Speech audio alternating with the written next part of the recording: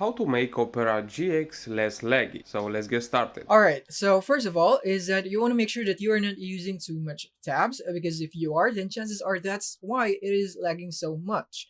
So you want to go here into the GX cleaner here on the sidebar. If you don't have the sidebar, you can enable this by clicking here, and then from here you would want to scroll down until you would be able to see the show sidebar option. Enable that, and then you should see this, and then click here on the GX cleaner, and then you could click here on start cleaning your browser so that it would free up unnecessary files that might slow your browser.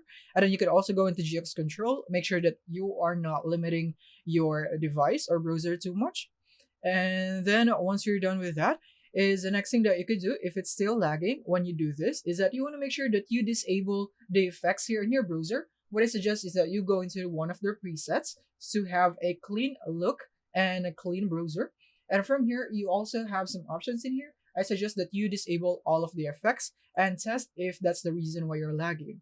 And now lastly, you can do this if you have a GPU. So you want to click here on your settings in the sidebar.